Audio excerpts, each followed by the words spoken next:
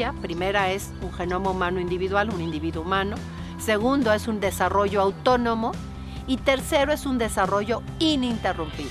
Modernamente, y viene desde los 80s, quieren arbitrariamente, porque eso no dicen los libros de medicina, colocar el inicio de la vida, por ejemplo, en la implantación, 14 días después. Entonces yo aquí haría dos preguntas biológicas. Lo que va viajando no es una gelatina, porque está vivo. Una gelatina no se reproduce, es decir, no meto una gelatina al refri y saco dos. Entonces lo que va viajando no es una gelatina, es un material vivo que se reproduce, que respira, que come. Ya es lo que es, ¿sí? Entonces, si alguien quisiera argumentar fuera de los textos de medicina que la vida no empieza, mi vida no empezó en la concepción, sino en la implantación, para favorecer varias cosas, tendría que contestar dos preguntas. ¿Eso que va viajando está vivo? Si esa persona no considera que es ser humano, la medicina lo considera porque en un capítulo de embriología humana está ese tiempo, ese desarrollo. Cuando un ginecólogo le dice a una mujer tiene 6 semanas de embarazo, nadie duda y nadie pregunta ¿desde cuándo las cuenta, doctor? Todos entendemos que es desde la concepción.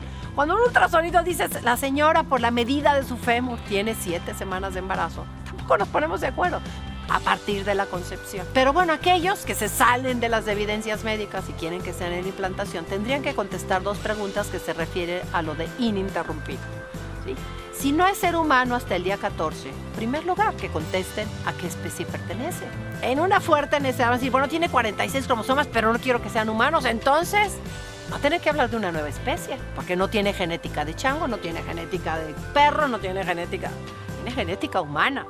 Y una genética que lo hace ser hijo del señor González y de la señora Jiménez, pero es un ser distinto al papá y a la mamá, porque nada más comparte el 50% del material de herencia.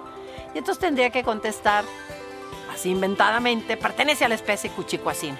Entonces un cuchicuacino va viajando ahí en la trompa.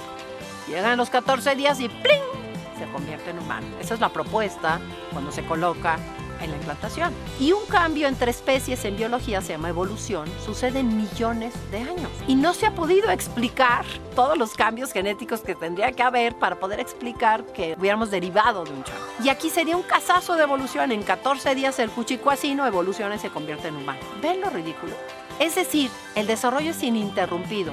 Si no es ser humano desde el principio, no hay ningún momento en que la ciencia puede decir, en este momento y porque sucedió tanto en su genética, el cuchicuacino o el perro se convirtió en humano. Entonces recuerdo las 3 evidencias, que es lo que aporta la genética. Primera evidencia, en el momento de la concepción, dadas las múltiples posibilidades de formar gametos, se unen.